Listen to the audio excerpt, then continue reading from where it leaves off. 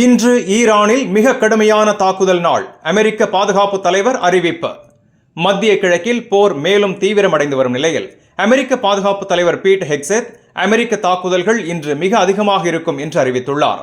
அமெரிக்க பாதுகாப்புத்துறை தலைவர் ஹெக்ஸெத் செய்தியாளர்களிடம் பேசிய போது ஈரானுக்கு எதிரான போரில் இன்று மிகவும் கடுமையான தாக்குதல் நாளாக இருக்கும் என்று தெரிவித்தார்.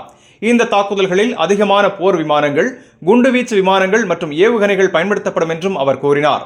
இந்த போர் எப்போது முடியும் என்பது குறித்து காலக்கெடு சொல்ல முடியாது என்றும், அதன் வேகம் மற்றும் முடிவு அனைத்தும் அமெரிக்க அதிபர் டொனால்டு ட்ரம்ப் எடுத்துக்கொள்ளும் முடிவுகளின் அடிப்படையில் இருக்கும் என்றும் அவர் தெரிவித்தார். அமெரிக்காவின் முக்கிய நோக்கங்கள் 3 என்று ஹெக்ஸெத் விளக்கினார். அவை ஈரான் நாட்டின் ஏவுகணை திறனை முடக்குவது, அதன் கடற்படையை அழிப்பது மற்றும் ஈரான் அணு ஆயுதம் உருவாக்க முடியாத வகையில் நிரந்தரமாக தடுப்பது. இந்நிலையில் ஈரான் அதிகாரிகள் அமெரிக்காவை கடுமையாக எச்சரித்துள்ளனர். ஈரானின் உயர்மட்ட அதிகாரி அலி லாரிஜானி, எங்களை அழிக்க முயன்ற பல சக்திகள் தோல்வியடைந்துள்ளன, எங்கள் நாட்டை எவராலும் அழிக்க முடியாது என்று தெரிவித்துள்ளார்.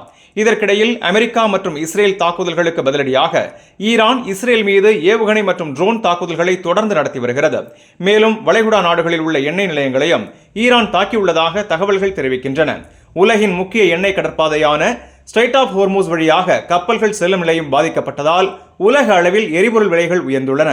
போர் தீவிரமடைந்து வரும் நிலையில் மத்திய கிழக்கில் நிலைமை இன்னும் பதற்றமாக மாறி வருகிறது.